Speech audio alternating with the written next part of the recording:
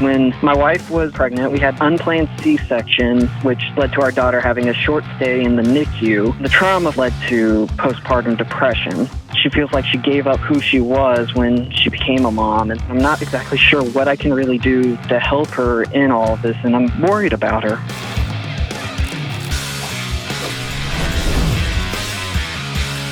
Woo! What's up? This is John with the Dr. John Delony Show. Taking real calls from real people about your psychological health, your emotional health. What's going on in your relationships, in your home, with your boyfriends and girlfriends and husbands and wives and kids, whatever you got going on in your life. For 20 plus years, I've been sitting with hurting people, trying to figure out what's the next right move. And that's what I do on this show. Sit with people who are struggling to figure it out, and we parse through it as quickly as we can, and we get to what's the next right move. I'd love to have you on this show. I'd be honored to sit with you for a while. Give me a buzz at 1-844-693-3291. It's 1-844-693-3291, or go to johndelony.com/ask, A-S-K. Fill out the form. Let me know what's going on, and it will go to the crew, Taylor and Kelly, and they will put together the best shows possible, and hopefully they pick your call. All right, let's roll out to Atlanta, Georgia, and talk to Aaron. What's up, Aaron? How we doing? Doing good. I guess woke up and God put air in my lungs, so I can't complain too much, right? I mean, you could, but that would mean you're a politician, so there you go. So what's up, man? So my question is, how can I best show up, love my wife, and help her as she's struggling with motherhood? Ooh, tell me about that. So my wife and I have this amazing 2.5-year-old daughter who is a girl that has a spirit that is strong, brave, and stubborn as all get out. I guess the best backstory I can give is when my wife was pregnant, we both talked and prayed a lot, and she made the decision to stay home with our daughter full time, which is a big deal because it meant giving up a career she worked really hard for, and she was the first person to graduate college in her family. Well, the labor was tough, and we had a unplanned C-section, which led to our daughter having a short stay in the NICU. And because of that separation, my wife feels like she doesn't have the same kind of bond that my daughter and I have. And the trauma from the C-section and labor brought back a lot of trauma from her past and led to postpartum depression. After going through treatment for that, she's felt like just every day has been a struggle since motherhood doesn't look like what she thought. She feels really alone. Most of her best friends live out of state, and unfortunately her family and mom isn't really a safe place except for one brother who also lives out of state. And this all kind of came to a head when we were in an argument over our daughter not listening and pushing boundaries. And she told me that she's not happy and that her soul is tired. And she feels like she gave up who she was when she became a mom. And that just hit me really hard. And I'm probably not giving this statement justice, but just kind of the weight of that statement really hit me. So, I love my wife so much, and I want her to be happy, but I'm not exactly sure what I can really do to help her in all of this. And I'm worried about her. And I was hoping maybe you have some guidance or words of wisdom or something to kind of help me show up to help her through all of this. Well, thanks for being a husband that loves his wife, man. And that wants to do what he can to see her wake up with joy and laughter and fun and hope and light and happiness, man. Good for you.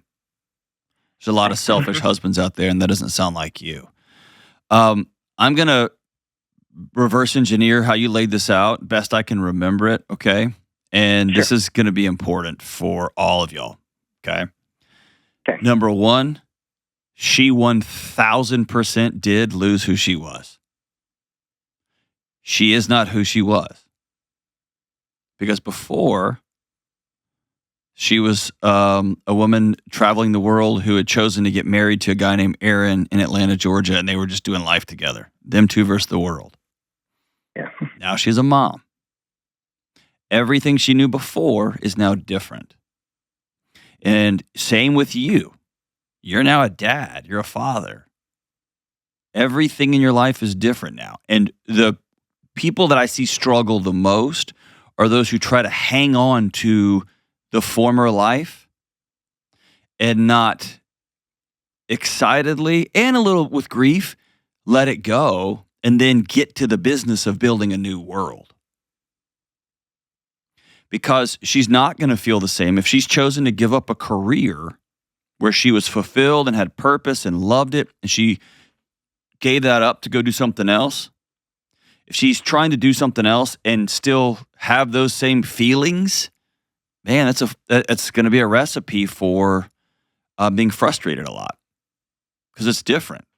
If you guys have in your head that we're going to have this kind of kid and we're going to teach that kid, dude, 2.5-year-olds by design are human hurricanes, man.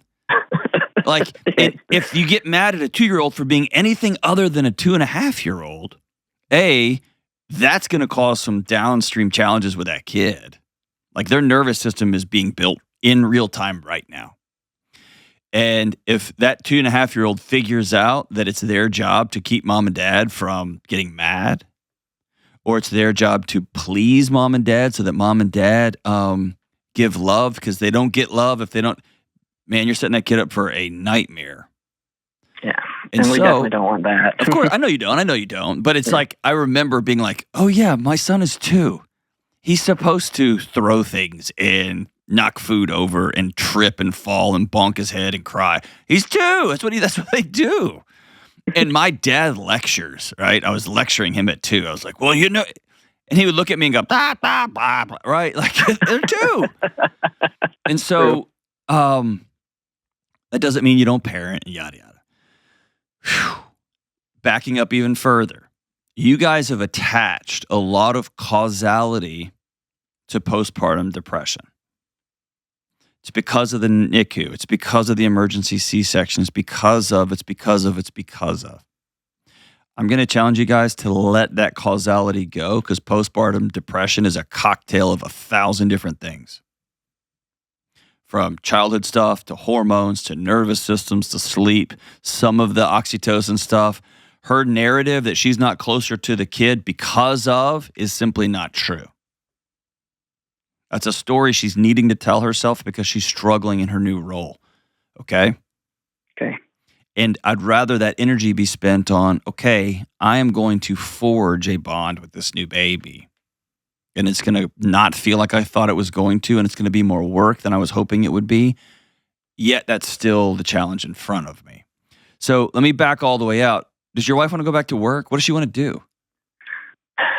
She doesn't know, and I've had this conversation with her a lot because I'm in support essentially of whatever I know you are. She wants to do. Yeah. You know, it comes back to, you know, she doesn't know really if she wants to go back to work, or at least not right now, and she feels like she's kind of lost her whole identity, and that she, you know, we talk about her going back to work, and I ask questions because I'm a guy. So I'm like, okay, well, practically, what do you think you want to do? Do you want to go back into the career you had? Do you want to try something new?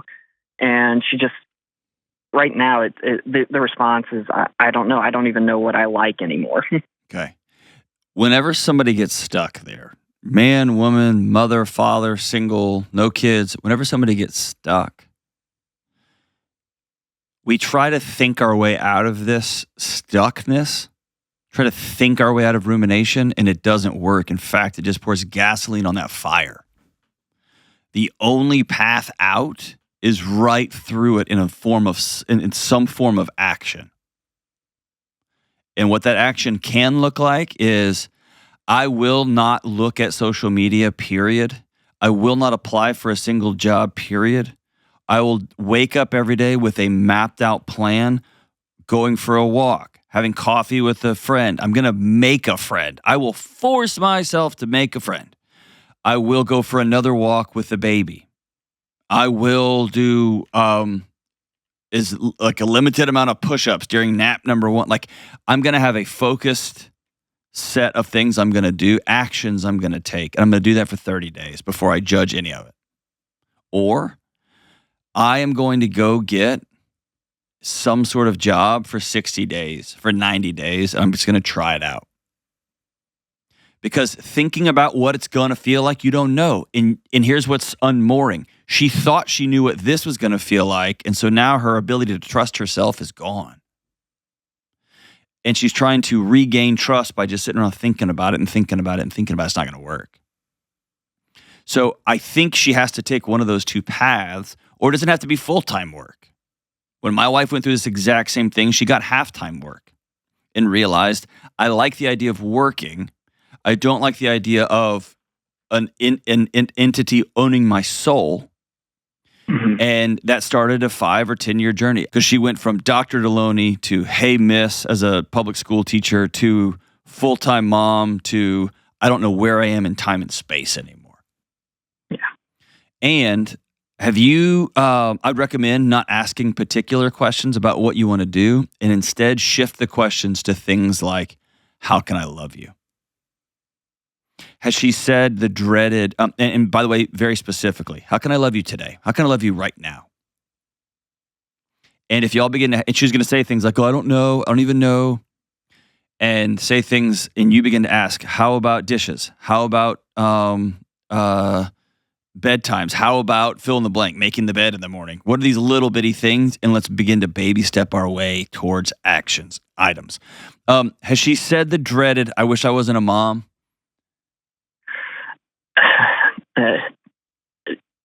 Yeah, I mean, not in those exact words, but and I call it the dreaded because then whenever that thought or those words pop out of a mom's mouth or pop out of her mind, then she goes on the spiral, right? I feel guilty for even saying that, which makes me feel ashamed. And then I pick up my baby and they scream, and then I really don't like being a mom, and it just starts like a down the drain spiral. Yeah, man. Here's the magic move. Here's where y'all ultimately have to get to, okay? And if you just run home today and you're like, all right, I got it, and you say what I'm about to tell you, it will make things worse, okay? Yeah. But here is where y'all have to get to. The world y'all had is over. It no longer exists because you have a little baby. Y'all could go to the same jobs, make the same money, have the same amount of sex, and have the same dates, and your world as you knew it is over now because you've got an entire part of your brain dedicated to the provision and safety and love and care of a child, of a human. Mm-hmm.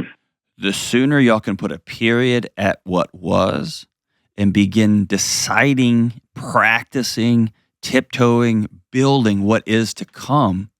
And by the way, when you're building what is to come, that gives you purpose. And just to be specific, because I say that a lot on the show and people ask, like, what do you actually mean? Let's take our calendar and just wipe it completely clean. Let's take our morning routines, yours included, and let's wipe it completely clean. Let's take our breakfast, our lunches, our dinners, our budgets, and start them over at zero. And even if you land on the same morning routine and the same budget and the same place, the act of intentionally saying, here's how we're going to spend money now. Here's how we're going to both work now. Here's how we're going to make love now. Here's how we're going to laugh and have dates now. Here's what all that's going to look like. That in and of itself is a forward-moving action. And by the way, before I let you go, this is a big one. Do y'all have any sort of, you mentioned friends and family, old friends are gone, family's not very accountable. Do y'all have any sort of couple friends? Does she have any sort of women that she can text or meet up with or get together with a couple times a week? So she has a Bible study with women that she goes to, but not. The best way I can put the way she's explained it to me is nothing that like connects on like a deep level for like that deep soul nourishing, cup filling kind of friendship. Okay, so how old is she? We're 36. Okay. For most of y'all's entire life, up until y'all graduated college and maybe even into your first job, the world stuck you in the middle of relationships. Yes. And now you're in your mid-30s, headed to 40, and making friends is both A, a nightmare because there's no roadmap for it, and B, it's as necessary as oxygen. I heard a quote recently that I just loved, and it's from another culture. But the idea was no woman should hold a crying baby alone. That is a modern invention, and it's an invention of torture. Wow. No woman is designed to hold a crying baby by themselves. And that means, and by the way, you've got to be at work because there has to be some money in that household, right? Yeah. Thankfully, I get to work from home, but still I have to. That can make it worse, though. Yeah. Because you're there, but you're not there. Yeah. Right? And you get tugged away, and so your work slowly goes down a little bit, and your relationship's not as what it was, all that. You might even get to a place where you go somewhere to work. Maybe even in the mornings from 8 to noon, you leave the house and go somewhere and let her settle into a routine. But she has to do the hard work to make girlfriends. Those deep, nourishing things are not just going to happen on their own, and she's going to suffocate without them. Yeah. Like if I had a prescription pad, and I would prescribe that. And it's as simple as looking at somebody in the Bible study and saying, "Hey, do you want to go get coffee?" That's true. I know that she, I know she has reached out. It feels like maybe I'm not wording this correctly, so I'm just going to dive headfirst into it. But she says she's reached out to a bunch of friends and like our neighborhood group and everything multiple times. And it's almost like silence comes back. Now I know that there are real world complications when it comes to some of that stuff of like, hey, well, you're coordinating how many different schedules to try and go get coffee and things like that. But it feels like sometimes that she's just kind of given up on that. That's right. Does any of that make sense? 100%. No, you said it perfectly, brother. A lot of times people reach out by doing this. Hey, y'all want to go get coffee? Well, then everybody thinks, I have an hour and a half on this day, but the back and forth and the reply alls and the I can'ts and do you want to, nobody responds. Mm-hmm. They just don't respond. And so she has to take that extra step of vulnerability and reply to two people or reach out to two people and say, I'm going to get coffee from 8 to 9:30 and I'm going to walk to the coffee shop. I need some friends. I would love it if y'all came. I'm buying. Like, be specific, go first, and be willing to risk both saying we can't make it. That has to be the path forward because it's real easy to kind of lob a balloon grenade out there. Like, hey, anybody want to go, whatever? It's just not specific enough, and nobody wants to parse through who can go and when, and all, so nobody responds. And then you are left sitting there going, well, nobody wants to hang out. That's not true. They just didn't know who was on the invite list and how and when and what's the summertime. It just gets chaotic. Hey, Susan, I'm going to get coffee today. I'm buying. It would mean the world if you came. I'm super lonely. That's how you connect and make friends in your 30s and 40s. I just bought concert tickets. There's some metal bands that are running it back in Nashville. I bought an extra ticket to every show. My wife wouldn't go to those shows with me if I paid her. And I'm going to reach out to some guys and say, hey, I got an extra ticket to this show. It's on this night at this time. We're going to eat beforehand. Are you in? And if they say no, they got a life. I'm not going to take that personally. But I'm at least giving a chance that we're going to meet up. A chance. But the meta here is this. Action. Your wife has to get to a point where the pain of just sitting at home and not liking herself and not liking purpose and starting to slowly let that cloud go over this child. I don't even like being a mom anymore. This kid is just crying and acting like a 2.5-year-old because they are 2.5. And my husband's right in that room. Just that cloud of resentment. the pain of that has to become greater than the pain of risk and change. All right, I'm just going to start calling people until I find someone to go out with me once a week. Hey, honey, I'm going to tell you what I need right in the next 30 minutes, in the next hour. And let me give you one more little piece of wisdom before I leave. When she says, I'm the worst mom, I'm terrible at this, whatever, don't say, no, you're not. Because once again, you're somebody telling her that her feelings aren't valid. The way you refute statements like that is not, nuh-uh, but you say them with I. You respond to them with I statements. Well, my experience of you is that you're amazing. Well, when I see you, I think you're beautiful. I see you as someone who I just can't wait to kiss every time I walk out of the whatever the thing is. Because you can't deny her feelings, but she can't deny yours either.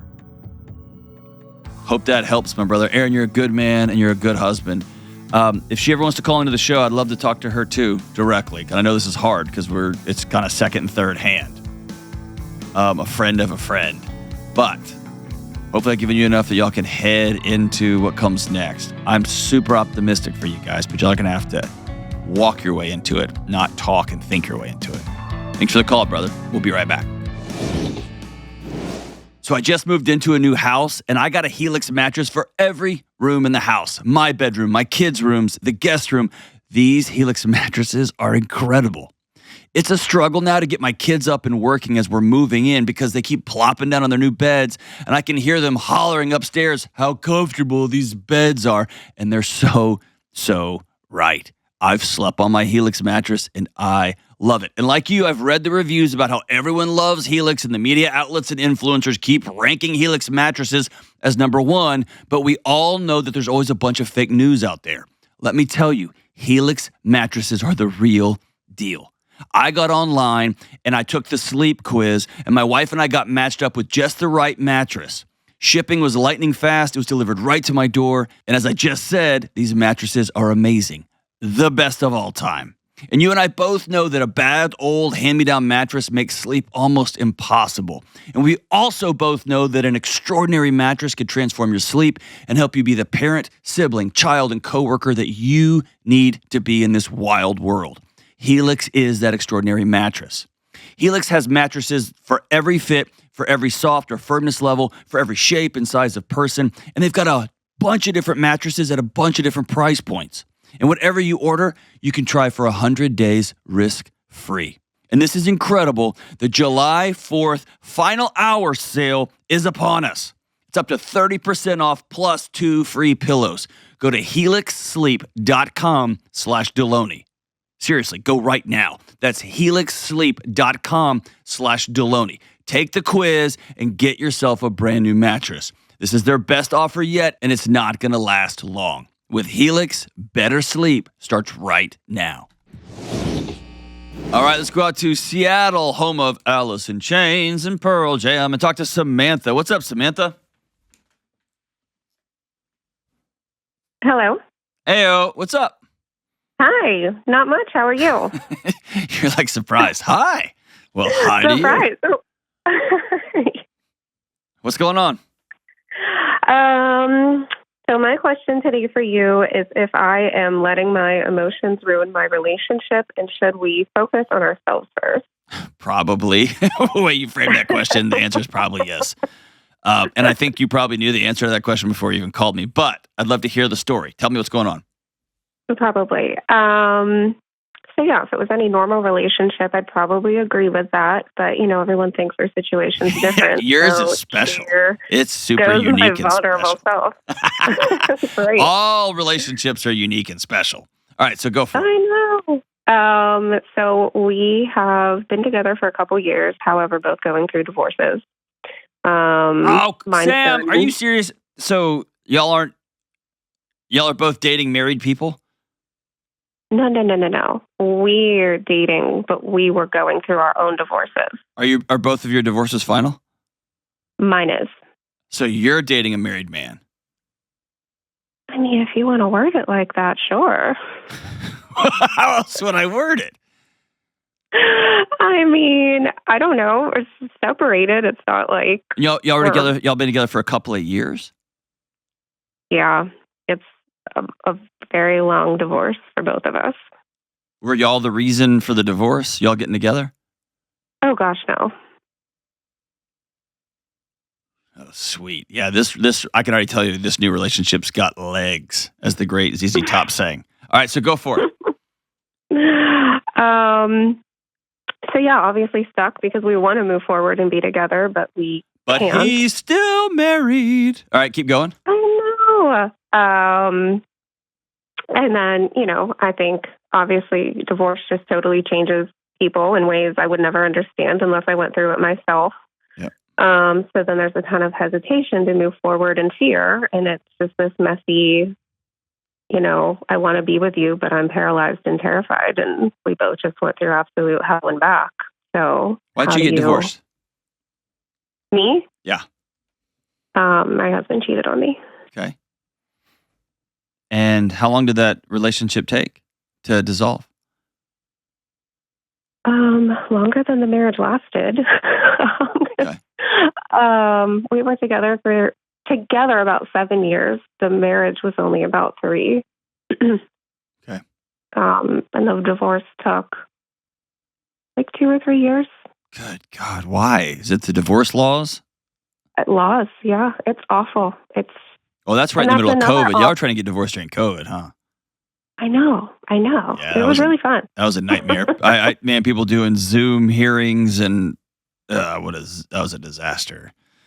Yeah, it was very messy. So where'd you meet new boyfriend that's going to save the day? We had actually already known each other. We were friends for a long time, but we're both just, obviously friends, married to other people, went our separate ways. And you say he's just a friend. And no. Then not so much. And then we reconnected. I don't even remember how. And through talking, realized we were both going through divorces and just kind of had a friend to lean on through that and evolved to more. While y'all were both still married. Sure. All right. So how can I help? Why do you think your feelings are getting too big? Because, naturally, we're designed to progress in relationships and move forward in situations. And I feel like we're just stuck in this crap tornado of being stuck sitting still and can't move forward because of pending divorces. And it gets to a point that it makes you a little cuckoo for Cocoa Puffs. I want to get married, settle down, have babies, and I can't because of ridiculous laws and pieces of paper that need signed. So I don't want to play house, but do you let the law control your situation? Do you set all that aside and say, I'm not playing house, we are moving forward? I don't know. I feel like I need like 10 weeks of 1-hour sessions of this conversation to fully dissect it. Well, there is some of it, but let's get to the ownership part first. When you say I do, and you enter into a legal marriage, you're entering into a legal contract. So you can't willingly hold hands with your forever person and walk into the contract and be mad at the contract as you try to terminate it, that it's got termination challenges to it. Mm-hmm. Right? So it's not like y'all are dating and all of a sudden y'all are trying to break up and there's all these arcane breakup rules. That's not the case. The case is y'all entered into this thing and it's just a pain in the butt getting out of it. Now, I have sat with people who are trying to get divorced for ugly situations and I am disgusted by the process. Mm-hmm. Also, I'm disgusted at how throwaway marriages have become in our culture too. Right. So I get both sides of the equation. Here's a bigger question. Why is it taking your husband so long? If he's been trying to get divorced for 2+ years, what's taking so long? Or your husband, your boyfriend, sorry. Right. A bunch of legalities with businesses that he owns and her wanting her share of that. Have they gone to mediation? No. Why not? I have no idea. I try to stay out of it. Because I'll pose a challenging question. Is there a chance that he doesn't want to run right from this thing into a new marriage with you? That's kind of my question as well. I can't answer that for you. I don't know this dude. You tell me. No, it's not a question for you. It's something inside that I've been asking. So I've never been divorced. Okay, close, Yeah. but I've never been divorced. I do know that I skipped final exams to go on a date. I do know that I've been late to work or missed opportunities throughout my entire working career because I wanted to be with my wife. Right. And so I don't know. I've been a part myself, and I've seen other people move mountains, sign things away because they were ready to start a new life with somebody. Mm-hmm. And it sounds like you have found your person, but your person may not have found you. Right. Or you may have been a great Xanax relationally, an old friend, someone you could trust, someone who y'all could hook up. Like, it got through this messy couple of years. But man, if he's having to divide up his companies and go back and forth, hasn't even gone through a mediation yet after a couple of years, it's kind of bananas. I've never heard of that, but I don't know the legal proceedings in the Northwest. I don't know the laws, but almost all the ones I know of, when there's this kind of stuff, so, she puts down I want this much of the company's valued at this, and it goes to mediation, and then he shows here's how much these businesses are actually worth. And by the way, what she puts down is always like 100 times more value than these things are worth. And that he comes back and says this, and there's back and forth and back and forth. They sign a piece of paper, unless one of them is incredibly obstinate. And then there's more back and forth, and there's another offer, but you get to a resolution. Mm-hmm. But I don't disagree with that. But beneath that, there is no, Sam, you're my person. Mm-hmm. And the moment this is done, here's what the plan is going to be, especially after a few years. Right. Why hasn't he done that for you? Yeah.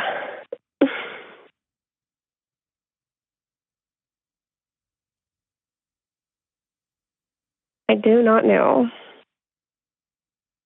Am I wrong or am I right? No, I think you're right. Have you talked about marrying him to him? Oh, yeah, we have. What did he say? He wants to. I can tell. But behavior speaks louder than words. Yeah, behavior's a language. Mm-hmm. And he's saying, I don't want to marry you. Right.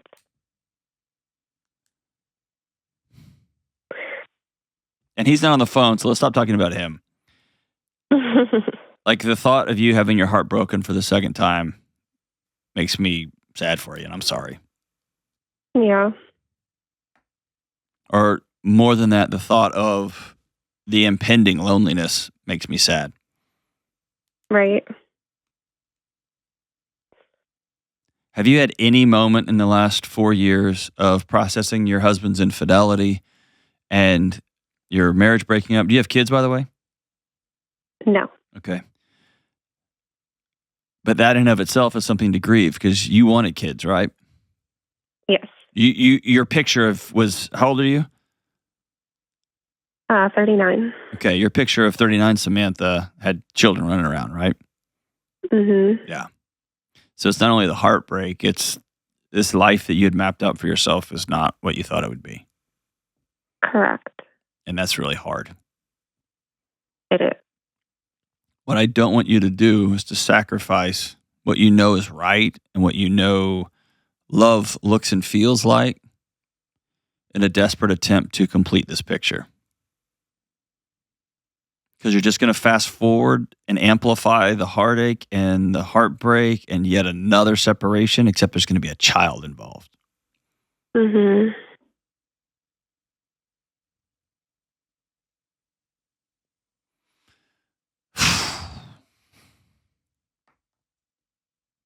What's your next move?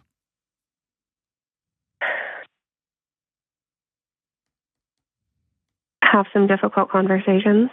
What's that going to entail? Well, that's also what I struggle with setting a boundary versus presenting an ultimatum. Does that make sense? Yeah, but when you do that, you're letting them decide. Right. I want you for the first time to have some autonomy and ownership for the first time in years. I want you to get in the driver's seat of Sam's life. What does that look like? It looks like you saying, hey, this relationship is effectively, as we know it, is over until you're not married anymore, period. I'm not going to see you. I'm not going to date you. I'm not going to hook up with you. And I'm going to be heartbroken. I'm going to miss you. But you need to get your business set up. You need to get your business taken care of, and you need to put some periods at the ends of all these sentences before you can be a part of my life. Ultimatums are generally when we have both, we've tied our lives together and someone is violating that core covenant, that someone's violating our core values. Then I'm going to let them say, hey, we've bound our lives together. We're married, we're engaged, and you're doing X, Y, and Z. Here's my ultimatum.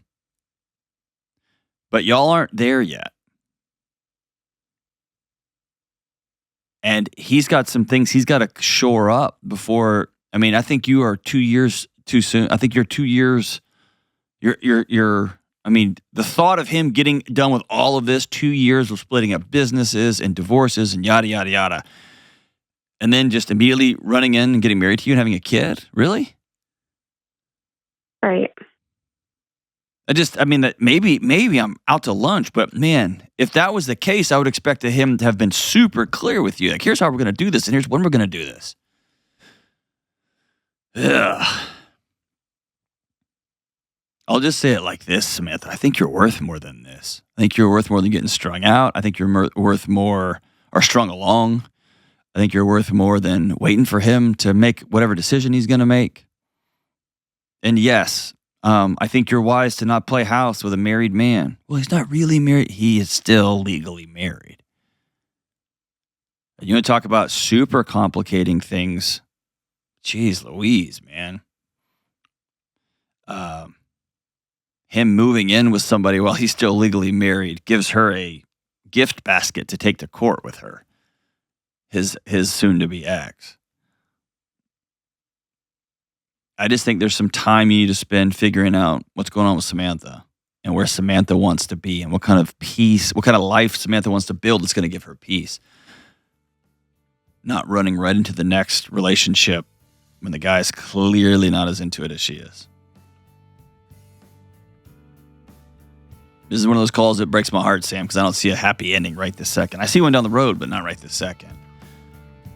I want you to spend some time thinking through. I'm going to send you Building a Non-Anxious Life, my #1 best-selling book. I want you to use that as a map and lay it over your life and begin to ask yourself, where do I have this angst in my life? And I promise you it's going to be bigger than just this guy. I think you're using this guy to duct tape over some moments. Thanks for the call, my friend. Call anytime. And if he wants to call, I'd love to talk to him too. I just think you're worth more than what he's offering you. We'll be right back. This show is sponsored by BetterHelp. All right, listen, I'm not going to lie. I am struggling. I keep seeing everyone's vacation photos and their kids winning all these trophies and the fish they're catching, and I'm stuck here in this studio working and working and working. And all of us, we've all heard that comparison is the thief of joy. Here's the deal. Comparison is wired into us. We're social creatures, and we're designed to look around and make sure we're all fitting in. But when we get caught up wishing we were living someone else's lives, that we were somewhere other than where we are, and we become dissatisfied with our own lives, it can cause us to doubt, to feel like we're not enough, and ultimately to begin acting and thinking in ways we would never act or think because we're just trying to keep up. And when we start comparing our real lives with other people's imaginary social media curated lives, that comparison can become addicting and all-encompassing. Comparison can take our joy, our light, our laughter, and our vitality. It can take everything. I know this because occasionally it still happens to me, and I read the data, and I know it's happening to you. And when all this gets to be too much, it's time to call in my friends at BetterHelp. BetterHelp is 100% online therapy, staffed with licensed therapists, and it's convenient, flexible, and suited to fit your schedule. With a great therapist, you can learn positive coping skills, how to set boundaries, and learn how to become the best version of yourself, and stop the comparison trap and begin finding joy and peace in your own life. And by the way, therapy isn't just for those who've experienced major trauma. It's for all of us who are ready to get out of the comparison spin cycle and find our own peace and joy in the life we are creating. Stop comparing and start focusing with BetterHelp. Visit BetterHelp.com/Delony today to get 10% off your first month. That's BetterHelp, HELP.com/Delony. All right, let's go out to Dallas, Texas, home of the almost last place Rangers in the same division as the almost first place Astros, and talk to Alex. Hey, Alex, what's up, man? Well, I'm just rooting on the Astros, second place in the division, watching the Rangers just totally tank this season. So, go boys. My man. What's up, dude? Oh, nothing too much. I just got a quick question for you, Dr. John. I called a couple of years ago. You really helped me with my question then, and I'm really hoping you can help me now. Oh, that's awesome, man. I'm grateful that you called back. Oh, thank you. Okay, so I've got my question and then a backstory. It's all written down, so I'm just going to follow everything I've got written so I stay on script. All right, cool. So the question that I have for you today is, how do I remove the shame that surrounds a vasectomy that I got from a previous marriage? And then the backstory of that is, several years ago, my ex-wife and I divorced due to her choosing to walk away from the relationship. Since then, I've done a lot of tough grieving to come to where I am today. I can honestly say I have truly forgiven her and have never been in a place where I am happier and felt more purpose waking up each day. And I owe some of that to you and your team. I really appreciate that. But when my ex and I were together, we made a joint decision for me to get this vasectomy with the guidance of our doctors, counselors, and mentors due to health issues we each were going through at the time. It was the right decision for us at the time. I have peace about it, own it, and do not regret it because I did it for my ex and I's future. Obviously, neither of us saw the divorce coming. After the divorce, I took a few years off of dating. When I was ready to date again, I started seeing a really great woman. Sorry, getting a little choked up on this part. A month into our relationship, the topic of kids came up, and I confidently shared for the first time with a woman after my marriage that I had a vasectomy, to which she looked at me and said, "What is the purpose of a man who cannot bear children?" Whoa, dude. I reject what you said when you called her a great woman. She is far from that. What nonsense. And that was followed by her getting up, leaving, and never speaking to me again. Good riddance, man. Good riddance. And I don't ever say good riddance, but good riddance. You don't can need imagine, that. Yeah. Good God, dude. I'm sorry. It caused me a great deal of shame and embarrassment that I had never felt before, that I believe points to some unresolved trauma that I didn't know existed. It doesn't, Alex. It doesn't, Alex. I don't think it does. I think you got hit in the mouth by somebody with ill intent who's got her own demons, who is potentially using you as a sperm donor to her imaginary life that she was hoping to have. And the thing is, Dr. John, is every relationship since then, I've been in a few since then, the topic has never been poorly received and, in fact, has been honored. Of course. But you got to let that go, man. Let me ask you this. Do you want kids? I think I do one day. Okay. Have you gone to a doctor to get your vasectomy reversed? By the way, it's not a vasectomy; it's a vasectomy. Have you gone to a doctor to get it reversed? I've spoken with some doctors, but I have not gone to get it reversed yet because the medical advice I've received is to wait as long as you can. But I've also heard mixed reviews, so I have not gone to get it reversed yet. Well, have you gone and sat with the doctor? Not like actually in the clinic, no. Okay, but like here's the deal. I want you to go to a clinic, and here's why. Here's what I want you to do. You're spinning out. Think of it this way. You were driving on a dirt road with a woman in the car, and you, for the first time, hit the gas on that car, and she grabbed the wheel and spun it out, and then she got out of the car. And you're just spinning and spinning and spinning and spinning. I want you to go get some true, real information.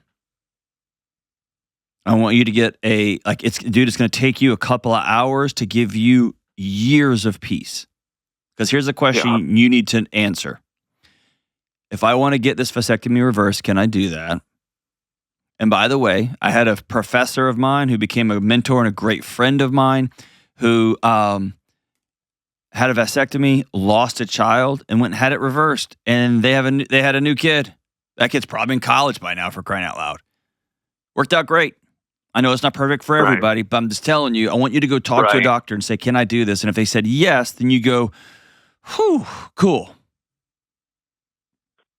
And with my ex-wife and I, one of the things that and again, I don't regret it with her and I. That was our decision. Like, I've made peace with that. We had the plan of getting it reversed or adopting. That's what both of us wanted. And I fully have peace with that. But it's just that for the first time in my life, it's every time I start a relationship, it's like, oh, what if this person says the same thing? I know, homie, but why are you outsourcing your value to other people you don't even know? Yeah, I think that's definitely, that has been probably the hardest part of this journey, is I realized that there's some stuff that I still have to work on. What color hair do you have? It's like let me put it like this. In the winter, it's brunette. In the summer, it's blonde. Okay. When you walk into a room, my wife is into dark-haired guys. Thank God, right? And she would swipe right on your picture because you have blonde hair. And there are some women that are into blonde-haired guys that would swipe right on my picture. Does that have any bearing at all on your general worth or value in the world? No, not at all. So when you sit down at the table, you are a man who, in concert with his wife, made a really significant decision for her health and potentially your health. That is a partner that millions and millions and millions of women would love to wrap their arms around. Because that's a guy that's not scared to do what's right for, quote unquote, us, over his ego, over his own dreams, fill in the blank, partridge in a pear tree. And if someone's going to sit down at a table and you have to hem and haw, like, well, instead of saying, yeah, I was married before. Do you have any shame about the divorce? No. Okay. No, I don't. Then I want you to put having a vasectomy in the same boat, especially a procedure that I think by and large is reversible. Yeah. Like, you have to, at least that's what our, when I got it, that's what the doctor told both she and I. And that's why I want you to go get some information, because I can still hear the ... in your mind. You don't still fully believe that it is reversible. Yeah. You don't fully believe that. Yeah, and I think there's just that. You've said it a lot in your show. By the way, there's a lot of things that I pick up from your show that I really try and. You say Nanier quite often. I do want to tell you I say that publicly. Nanier. That's one of my favorite stories. My wife told me once. One of her elementary school students. But it's you give permission to 3 or 4 people to hurt you type of thing, right? You only give that to 3 or 4 people, and I feel like I'm very good at that as well. But there was just something about the power of that statement that she told it to me that just really rocked my world. It was the first time you were vulnerable after getting your heart broken. Yeah. And you had a lot of courage, and you did a noble thing, and somebody took that noble, courageous moment, and they just stabbed you with it. Yeah. But I don't want you to attach a whole bunch of narratives and stories to that one person who's got no sense of decency. None. Zero.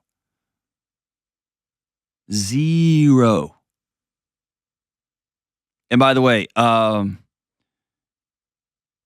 think it may be John Acuff.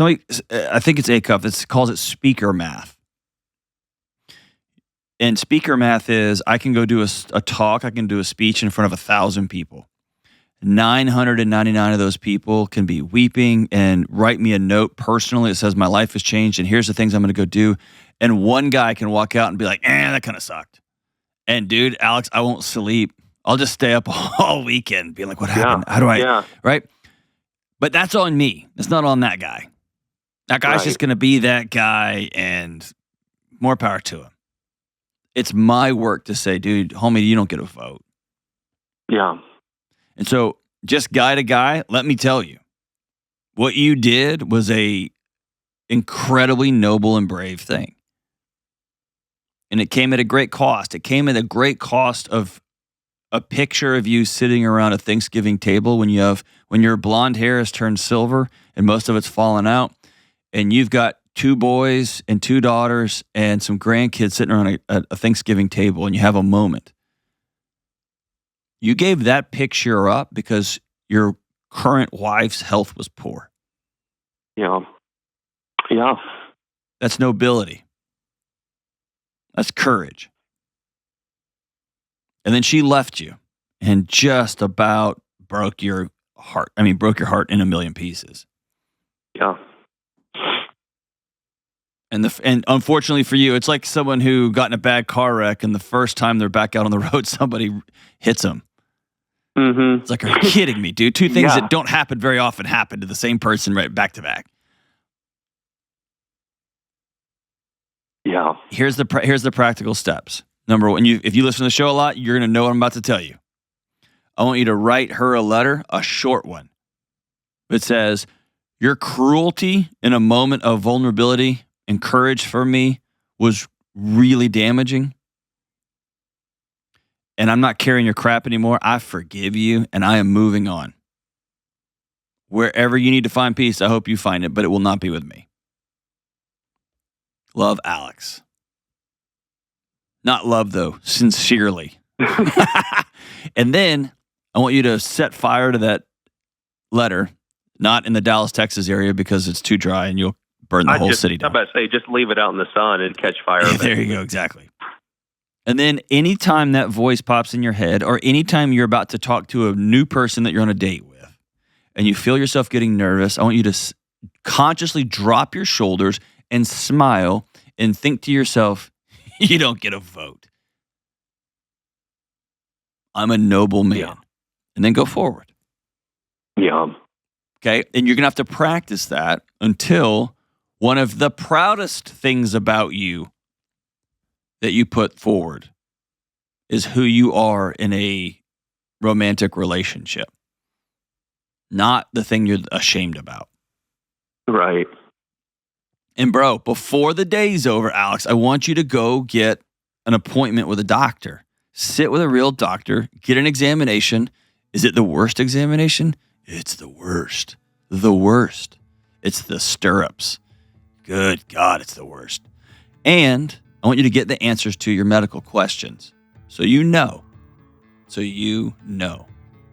And I personally haven't heard the wait as long as possible. I've never heard that.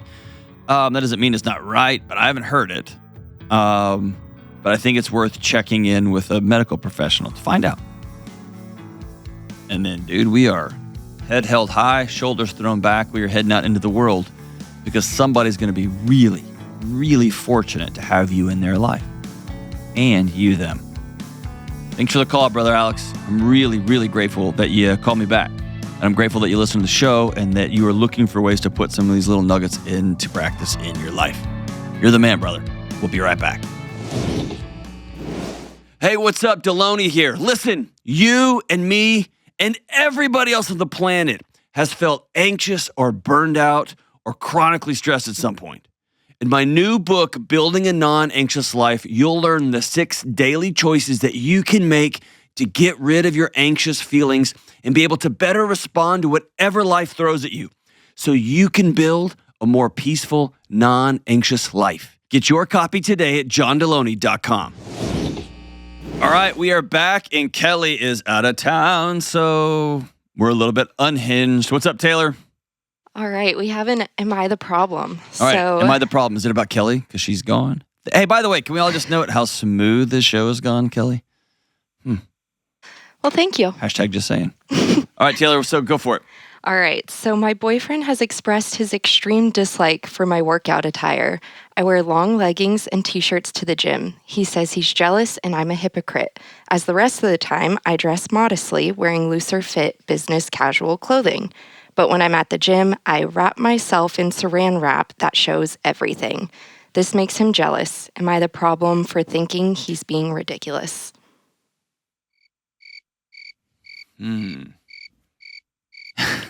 Oh, man. I've got some super strong feelings, but I'm kind of a coward, so you go first. What do you think? I think he's the problem. How so? Girls wear way less than that at the gyms. That's pretty modest for the gym. But you're a dad. No, that doesn't matter. I guess maybe I reframe the problem thing. So I'm thinking out loud here, okay? I think the problem here is that he said his feelings out loud, and she makes her clothing choices out loud, right? She wears whatever she wants to wear. And those things clash, and they don't have a remedy in their relationship for bringing that together. Does that make sense? So I guess I would say is she can wear whatever she wants to. More power to her, dude. This is the 21st century. Knock your lights out. And he gets to choose whether he wants to be dating her or not. And he gets to say, hey, I think you're beautiful. And when you wear X, Y, and Z, the whole world can see everything. And I have the mind of a guy. And I know what all these dudes in the gym are thinking when they see you because I think that. And it makes me uncomfortable. And she gets to say, I don't want to date you anymore. But it's that idea that like, I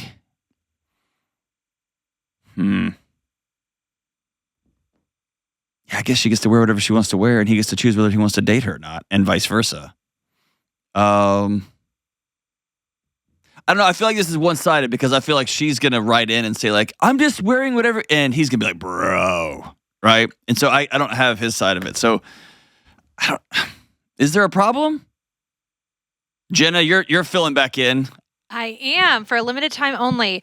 I don't know. I feel like she said, leggings and a t-shirt. I mean, kind of like Taylor said, there are some girls who wear biker shorts and like a sports bra and that's it. And that's totally valid. That's fair if that's what they want to wear to the gym. So I feel like if she feels comfortable wearing that, maybe he needs to assess why is he jealous? Like, what is he jealous of? Has there been trust that's been broken before in the relationship? Is that why he's jealous? Has nothing to do with that. He's just a male. He knows what's going through the mind of every guy. I don't know. I guess they both maybe need to assess what's more important to each of them, the relationship or what she wears.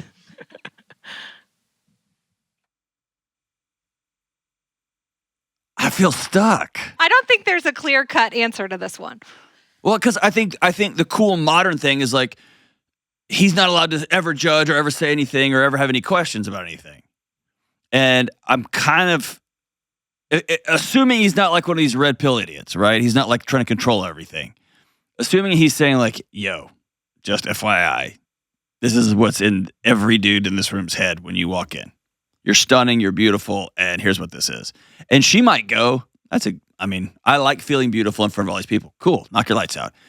They need to address that issue.